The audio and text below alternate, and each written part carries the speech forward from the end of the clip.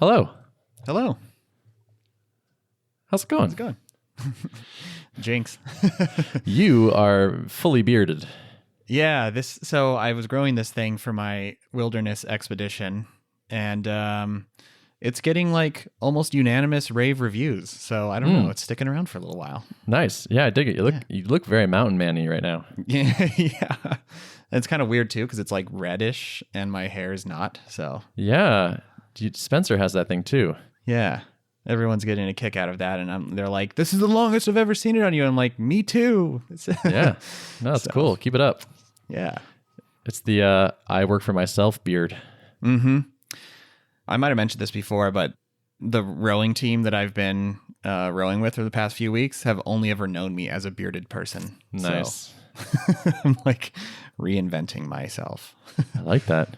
Yeah, that's the best thing about new friends. Mm-hmm. You can just be whoever you want. Exactly. Oh, I see you're also rocking a Level shirt. Our whole intro should be me talking about things that our podcast listeners cannot see. That's great radio. Do you have new artwork on your wall behind you, actually, between those windows? I do. Yep. God, we are miserable at this. Oh, man. It's almost as if we've never done this before. Yeah, total amateur hour over here. We should talk about other things. Yeah. Do you want to go first? Sure. Yeah. I took a little bit of time off. I was gone from Thursday through Monday on this Boundary Waters trip. Man, I have to say, I think I probably have the same conclusion every time I step away, but it's such a refreshing experience. And this was particularly new for me because I'd never really camped before, just like very easy level camping. And this was quite the opposite, where we basically got shuttled over to this spot and we had canoes and we dropped them in the water. And over the course of 4 days, we canoed 20 miles and had to portage, where we just basically picked up all our stuff and hauled our canoes across land. And yeah, it was a great experience. And it's funny how this was probably the most disconnected I've ever felt, where coming back into civilization was a little bit disorienting, and it like took a day for my mind to get back into the swing of, okay, now I'm going to sit at a desk and write code, where the previous days all I've been thinking about was, how am I going to keep mosquitoes off of me, and what's the next physical challenge I'm going to have. And it was fun though. Mm-hmm. Yeah, that's the best thing to me. It's just like your necessities shrink down so much. Yeah. Yeah. And to be in a place where, like, if an explorer, had come through this area, it would probably look identical to how it looks now. It's pretty untouched up there. So it's cool. It was a good experience. How is it carrying a canoe over rough ground? That was harder than I thought. Well, I wasn't sure what to expect with these portages because I know they vary. Some are really long, some are short, some have hills, some don't. And I went ahead and carried the canoe on the first portage we had to go through. And there was a little bit of an elevation change, and part of it was kind of swampy. So there was like a wooden plank that was just laid down, and realized at that point, okay, I basically need to walk a beam for like 10 feet.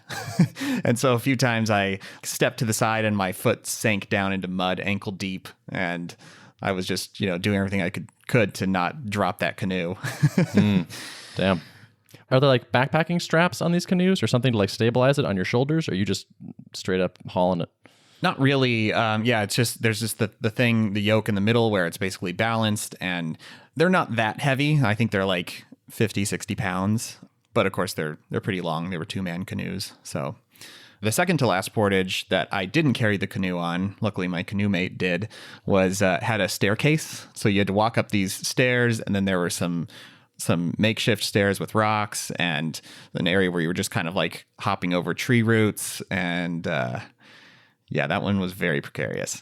It's always good to push yourself like that. Yeah, it's just like, don't die, don't break anything, don't twist an ankle. And yeah, it was good. And you made it back, so you survived. Yep, I did. Cool.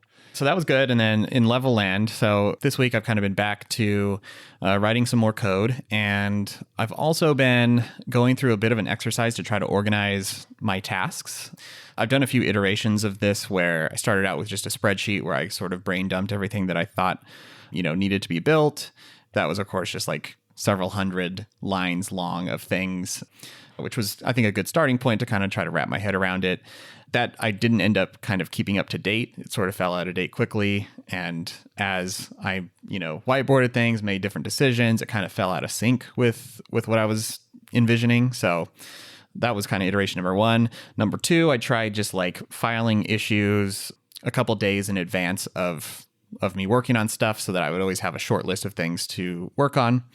And that was good for a little while, but I kind of lost sight of the overall scope of the project and started to feel a little bit concerned that was I giving enough attention to the areas of highest risk, which are the things that I've yet to fully figure out. So now I'm kind of rolling into my third iteration of organizing stuff. And it's kind of inspired by a feature that Basecamp added recently called hill charts. I don't know if you've seen this. I have, yeah. They're very cool. Yeah. And basically the idea is thinking about tasks in terms of where they are on the spectrum of, totally unfigured out, uncertain, still needing problem solving, all the way over to the making it happen phase where it's like, we know what we need to do. The path is clear. We just have to implement. I definitely have a bucket of things in each category. And I thought through what's the best way to do this. And I think I'm starting out with just a Trello board where I have kind of a card for each functional area. So like a card for groups and a card for about posts and about user management and spaces. And then I'm using checklists in there to sort of just enumerate fine-grained tasks. And I have two columns in there, one for things that fall in the category of pretty certain, already, figured out, and then the uncertain column. And so that way I can sort of keep making progress on the things that are certain, but also, trying to keep high visibility on things that are still questions or not even tasks yet. They're just kind of like open-ended questions about, how should the inbox work? How should notification policies work? How do you specify urgency on posts? I mean, they're like things that I know I'm going to need, but they're not even well-defined enough to be called a task yet. They're just like an open question to be figured out. And so this has been a good exercise. I just started working on this earlier today, but already feeling pretty good about the visibility it's giving me. That's awesome. It's crazy what a good organized system does for your mental health. I'm sure just having that all out there was calming for you. Yeah. Yep. Maybe there's a blog post in the future kind of about learnings for, project management on early stages of a project where you're working through a lot of unknowns and a lot of problem solving is happening, because it feels quite different than it did, say, in the later stages of Drip, where most things we could just write a spec for and it just made sense to file an issue and keep that in the backlog. And it was all pretty straightforward. And I just feel like that flow doesn't totally work when like a large portion of the project is still pretty uncertain. You kind of want to de-risk it as much as possible, and the areas of highest risk are those things that are not yet figured out.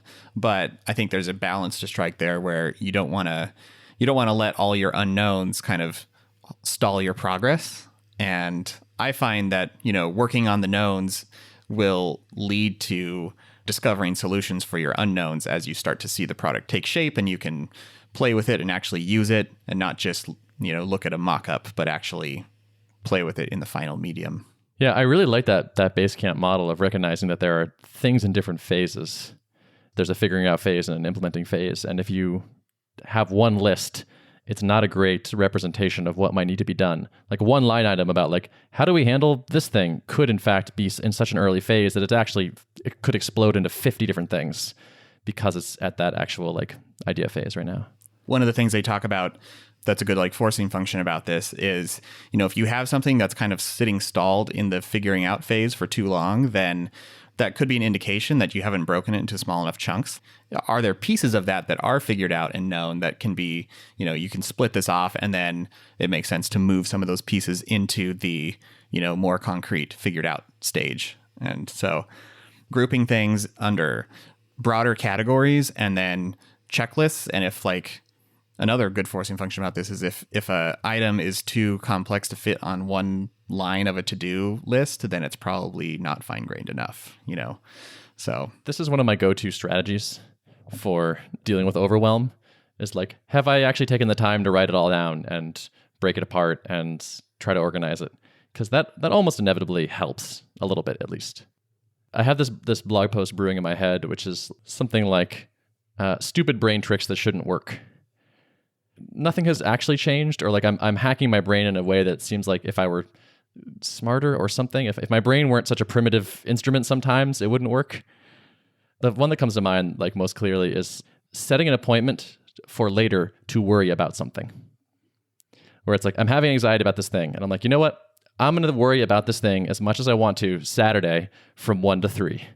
And so for the next 2 days, I'm going to not worry about it because I have it on my calendar and I know that I'm going to come back to it and make sure to worry about it. It's the stupidest sounding thing. And yet it helps a little bit, you know, it's like none of these are like fully effective, but it's just like those dumb little tricks. Yeah. That's actually a good thing to keep in mind as I'm thinking about architecting Level, because a big part of it is like this inbox is supposed to be that place for safekeeping where if lots of chatter is happening back and forth, decisions are being made, questions are being asked, you know, how am I possibly going to keep being productive and also keep up with all of that? The whole promise of Level is to provide this place where like you can trust that things will be well organized for you when the time comes for you to set down your, you know, deep work and then pop over to your communication type of stuff. I like that. Like there's some promise of like there's some of the organization will have been done for you already. Yeah. Yep. And if like there's a conversation that happened, it's resolved and it's closed, well then you probably don't need to worry about that. And so, but there's just that state around it where it's like this has been resolved. And so no need to worry. Yeah, I like the idea of like the Level inbox is a place where you don't go check it for the dopamine hit of I want to read something that's not focusing right now. And you don't feel stressed when you open it because it's just like this unorganized mess of possibly things to do. There could be a really nice sweet spot in there. Yeah, I think it's going to be hard to achieve, but I think it's possible. So, I mean, it sounds good. Yeah. I think we're both working on things that are hard to achieve, but if we can make them happen, they'll be really good. Mm-hmm. That's probably most products, actually. Yeah, that's probably true. Mm-hmm. All the easy stuff has a million competitors or has been done like to death or something. Yeah. So you're feeling decent about your prospects of stuff to do and things to figure out? Yeah, I'm feeling more, mentally sound about it, and we'll probably continue plugging away on knowns, but also like giving deliberate attention. Like I'm not sure how I'm going to track progress and make sure I'm staying on track and allocating my time properly, but I do, at least it's visible now so that I can know that like if this column's not getting any shorter, then I need to probably, back off on the racing forward on the knowns and focus a little more on the unknowns. Yeah, I like that. You can do a little seesaw back and forth kind of. Yeah, man, that like focusing on the right thing has been on my mind a lot. That question is always in my head right now. It's such a difference to be doing your own thing where it's like your actions have such a direct result on your destiny. The stress is higher and slacking off is not as rewarding. It's like, oh, I didn't really get much done this afternoon. Like, on a salary job, that's kind of like, haha, I got away with not working this afternoon so much. And, no one notices. But it's like, well, the business will notice. Your future will notice. Yeah, now you're only robbing from yourself, right? Exactly. Yeah. I found myself today wanting to talk to CEO types of similar, smaller software companies just to be like, what are you focused on? And like, what has been useful for you to pay attention to? Because the list is so huge. And it's just, even when I am feeling productive on the stuff I am focused on, I'm still have this voice in my head. It's like, yeah, but is this the right stuff? Is this the best thing I could focus on?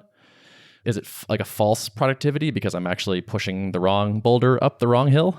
At our stage, both of our stages, it's like, what are the highest leverage things that I can be doing? And I know you've identified some of those already, like the quick calls to score pre-sales. Like that's by all measures very high leverage, but not everything's going to be that clear. So then it's like you have 50 ideas of things you could be doing, and it's hard to know. It's impossible to know which ones. You can't get a ranked list of them because you don't really know until you try them. So. Exactly. Yeah. And I think that's just the meta game is constantly evaluating what you should be working on and trying different things and paying attention and just trying to do the smartest thing you can. And also probably part of that meta game is not worrying about it too much, where it's like, yeah, you're going to mess up lots all the time. Just, pay attention, iterate, don't beat yourself up over mistakes, keep making progress. Just keep your head in the game. Probably if someone were to listen back over the last, say, 10 episodes of this podcast, when we talk about what we intend to do the next week, and then the next one comes around in our update to see like the asymmetry between what we actually did and what we said we would do, probably a big part of that is us just constantly reevaluating what's the proper course of action. It's not that we're slacking off or not sticking to our public commitments, but it's like, oh, I discovered something else has superseded what I thought I was going to be doing, Mm-hmm. Yeah. I also feel like people would look back at the episodes and probably note how much they are like therapy these days. I feel like it's like one-on-one therapy. Like I feel like the thing I'm concerned with when you and I talk, or like what I'm trying to suss out, is like where your head is at and how you're doing. And I'm sort of leaning on you for sort of a similar thing. Yep. That's the biggest risk for us right now, aside from, the market and the technical stuff, is, are we staying sane in this whole process? Yep. I will say I mostly am. I mostly feel pretty good. My mood is so tied to how much sleep I got. Like I'm struggling a little bit today because I got pretty bad sleep last night. I feel it behind my eyes. I feel it in my head. It is like this like lead weight in my brain, and it drags my mood down, and it makes me more pessimistic, and it makes me more frustrated easily. And it's just like, wow, I have to keep telling myself on days where I'm sleep deprived, like, don't believe almost anything you think today.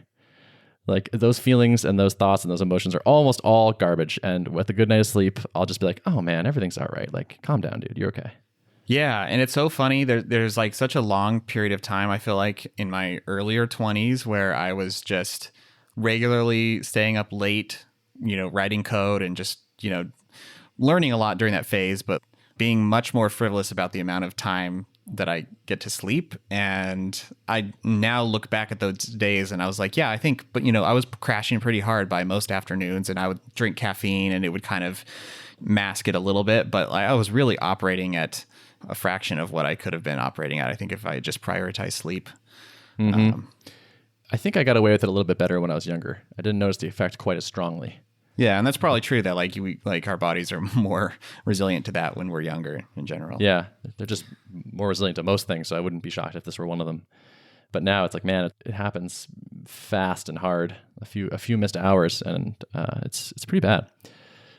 So I have this older body that doesn't handle the lack of sleep quite as well, but I also have a slightly wiser brain that knows this about myself.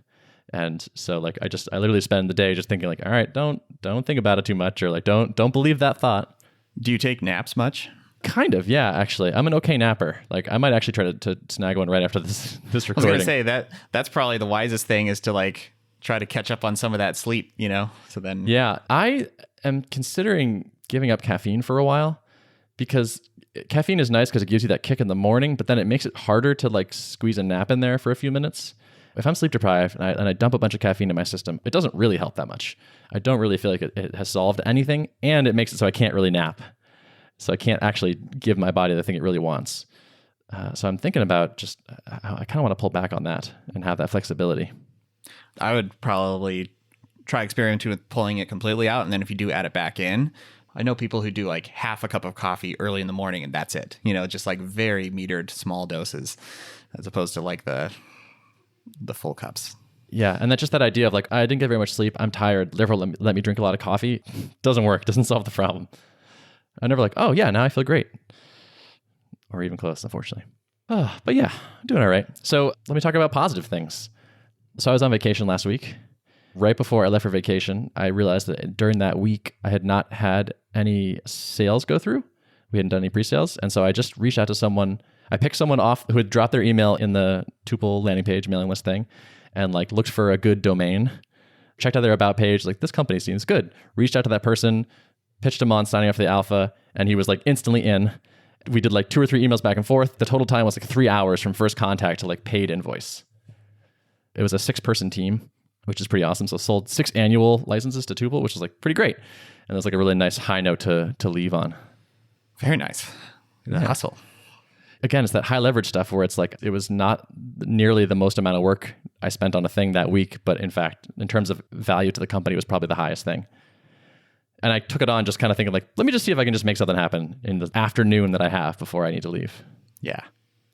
Rob talks about this a lot too, where he's like, yeah, ever since, leaving Drip, his days are usually sectioned up a little bit. I think the kids are home during the summer and stuff. So he's like, has like 3 hours here or 2 hours there.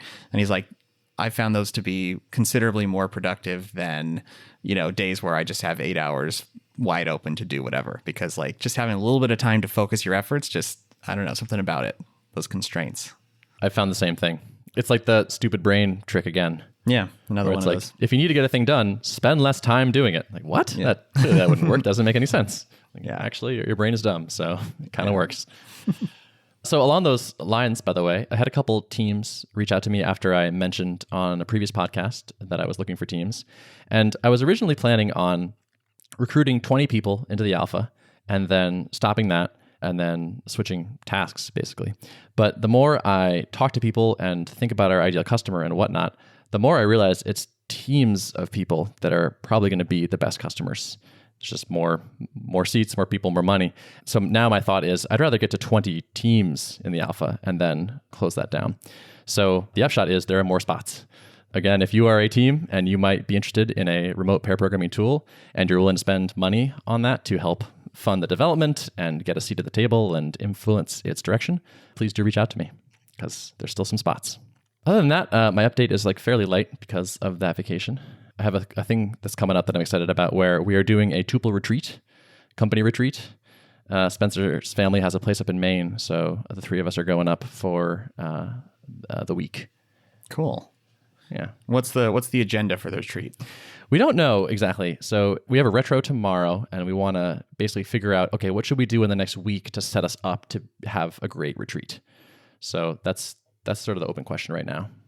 I did a founder retreat with Rob, and it was at a time where we felt like we needed to kind of get creative and think about things kind of outside the box a little bit and outside of our kind of office box that we had been thinking in. And it was a really good, productive time. Got to kind of bond a bit over the shared challenges and struggles that we're going through with the business. So yeah. Totally. I think getting out of the building is great. And also having a defined, again, it's that scoping thing. It's that time boxing where it's like, I'm sure we will want to come up with some things that we want to try to ship before the thing is over. And so that will force us to cut scope and focus and all that and decide on some things. So I think it will be a healthy experience there. Again, it's a brain thing. Like it shouldn't matter if we're writing code in Boston or writing code in Maine, but just the fact that like, oh, this is like a special thing and we want to get a thing done by the end of it, I think will help focus us. So yeah, so we'll see what comes out of that. But we've been cranking away on the native app. I can actually name drop our native person now because he said it was okay. So his name is Sam Dean, and he was the first full-time developer on Sketch. Oh, nice. Cool. Yeah. So he knows native Mac stuff pretty well. Certainly a lot more than we do. So Sam has been helping us with, like I said, that sort of initial setup of the project and the layout and the architecture and just understanding how dependencies work in Mac OS land, which is very different. I mean, everything's very different. So yeah, it's been really nice to have sort of a guide and someone to ask questions of and all that. So he's been super good. I can totally recommend his help to other people. I saw you tweet something about looking for pointers from folks on getting up to speed on Mac OS development. Is that? Yeah, it's weird. So it seems like a huge majority of the Apple-related development toolchain learning stuff is iOS focused, and Mac OS seems to be unloved to some degree, or at least just the volume is just not there. So we'll see what people say. I think that I've already seen some good responses to that Twitter thread. And again, man, it's so nice to have a group of people to ask questions of. Yeah, have that network. Yeah, is it useful? Because people are saying good things and useful things. But it doesn't feel like the Ruby world at all. Ruby as a culture seems to have like a really strong teaching vibe. That there's just like tons of courses and videos and books and all that stuff. And I don't know if it's a size difference, but it feels sort of like a cultural thing where it's just like, I think some of the early people in the Ruby world were really excited to evangelize it and felt like it was their job to help teach other people. And it just became sort of ingrained in the culture to some degree, where I think maybe a language/framework that has a sort of corporate overlord, everyone assumes that it's the corporate overlord's job to do that. And so no one does it, maybe. I don't know. Yeah, that's interesting. I feel like Ruby was very much people who are interested in that community and that language and the tooling, Rails and all that kind of stuff are like people who are more interested in developer happiness and the programmer experience. And maybe that's like kind of a self-selecting property of the group. Like they're just more likely to produce helpful content because it's, I don't know, just kind of in the nature of people who are attracted to it, perhaps. Yeah, that could be. Yeah. So yeah, I think that's what's up with me. Not too much, again, kind of a light week, but yeah. Did you recall that this is episode 50? Oh my God, I did not. Yeah, I just noticed that because I looked in the file in the directory to see what the the episode number for this file is going to be. And I was like, oh man, this is 50. That's crazy. I think I'm more excited about 52. Oh yeah. Oh yeah. Because it's year. Yeah, like 50 is the nice round number, but it's the year where it's like, wow, we've marked a year of togetherness. Actually, it'll probably have been more because we skipped some, right? Yeah, yeah. 50 is probably it then. All right, this is the official 1 year anniversary. Close enough. Cool. How do you feel looking back on a year of AOP? I feel like the podcasting journey goes by so fast, and because before we did this, we did I don't know 20 or 30 episodes of Giant Robots together, I think, and I don't know. It doesn't feel like I've been doing it that long, but when I look at the episode count, it's like, wow, this has been several years of us doing this thing. So it's gone by fast. I'm psyched we do it. This is like actually a highlight of my week is recording these.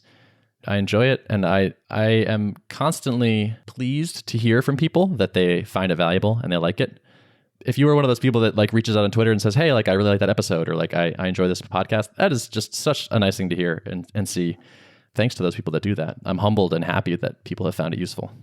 Yeah, I am too. I mean, I'm still always kind of blown away that like here we are, just two guys getting on a mic, talking about what we're working on. And I think it is kind of a relatable experience for a lot of people who are in the industry, and maybe helps break down a little bit of that imposter syndrome, because half the time we're just figuring it out, So Totally. Kind of proof that that's really what we're all doing. So I'm glad we can provide our story to the community and to the narrative. Same. Yeah, I'm glad it's like real over polished, like as opposed to sort of a highly produced, here is a prepared entree kind of thing for you. It's more like, I'm very sleep deprived today, and trying to deal with that, and like weird brain tricks for dealing with some things like that. I like that we're keeping it real. Yeah, I like that too. Yeah. So you think we should do 50 more? Let's do 50 more. Book 'em. Remember when you didn't want to record a podcast with me? Yeah. Took a while for me to get over that fear of the mic a little bit. I feel like I should retell that story in honor of our 50th anniversary. Yeah, go for it. All right. So I met you at MicroConf a couple of years ago, and you had reached out to me ahead of time and said, hey, let's chat when we're there. It was like the last night, I think. And we were at the like party. You came over and you were chatting, and you're like, I wanted to pick your brain about a thing. I think what you said is, I don't think I'll be at Drip forever. And one day I might want to have an audience of my own. When we started Drip, it was really helpful for Rob to have an existing audience. And I want to be able to contribute that to the next thing I build. And you're like, you seem to have done a decent job at doing that over time. So what do you think? And we tossed around a few ideas. I think I may have said you should start a podcast at some point in there. I think it was pretty early on. You were like, you should start a podcast. I think it was those exact words. Okay. Yeah. I mean, they're good for that. It's like, it's easy to relate to people when you hear them, and in a different way than text. And they're not a ton of work if you outsource the annoying bits. Yeah. Cause I think I was tossing around like, should I try to start blogging regularly? And because I think with anything, with podcasting or with writing, you just have to be super consistent, super regular with it. And it doesn't happen overnight. It's a long journey, to build up that steady growth and following. And so I was like, I don't know, I was on the fence, because blogging is just such a big time commitment, especially if you're wanting to produce good quality content that's well edited and all that kind of stuff. So yep. Yeah, that was my recommendation. It was like podcast. And then like a week or two went by, and I think I was talking to somebody about how to like freshen up Giant Robots. And I was like, oh, wait a second. I should just have Derrick co-host with me. Or at least as like a trial, like just do a few episodes, and because I want to hear about what's going on with Drip and all that. And so I reached out to you and I was like, hey, like we talked about podcasts. Why don't you just join me on this one? It's already there. It's already happening. Like we should just do this. And you said no.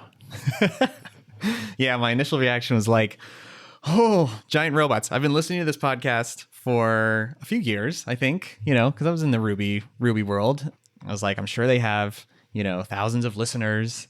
I really feel like I don't know what I'm doing with podcasting, and I probably don't have anything interesting to say, and I'm probably going to sound stupid. All those, things we tell ourselves. Yeah, I remember I thought about it hard, and I don't know. I'm kind of surprised at myself that I didn't just force myself to say yes and stress about it later. But for some reason, I think it was maybe in August, and I had moved like beginning of August. Anyways, I feel like I think there was just a lot happening with the transition. And so I think I use that as my excuse of like, I think you did. Yeah. My life's too chaotic right now. Yeah. You were like, I'm busy. I got a lot going on. Yeah. And I saw that and I was like, yeah. And I decided to just like push you one more time. The natural response would just be like, all right, fine. But I sat on it for a little bit and I was like, I'm going to try one more time. And so I just like responded like, yeah, I hear you, but like you should do it anyway. It's not a big time commitment. Try a few. Like, how about you do like 5 and then we'll just see how it goes or something. And then you said yes. Yeah. And I was like, okay, I think this is the sign I needed. Like that you didn't cave right away or didn't agree. Like, yeah, you probably actually don't know what you're talking about. So maybe we won't do this. Yeah. So it's interesting. Like all the reasons you had for not doing it were like not because it wasn't good. It was all like brain stuff. It wasn't because you didn't think it would be useful to you or educational or any of that.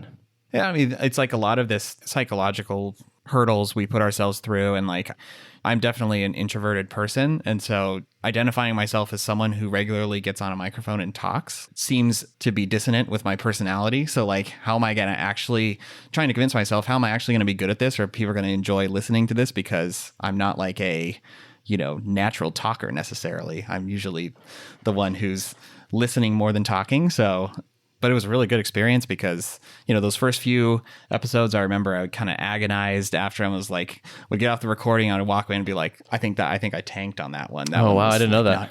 Yeah. But then I listened to the finished product and I was like, okay, this is like, once I got over the weirdness of hearing my own voice, which I think everyone probably has to some degree, I was like, actually, that was not that bad. And then the next week came away with the same thing. Like, I don't know, that one was kind of rough. Like, I don't think I did very well. And then listened to it again and same thing. And gradually I was like, kind of built up that confidence.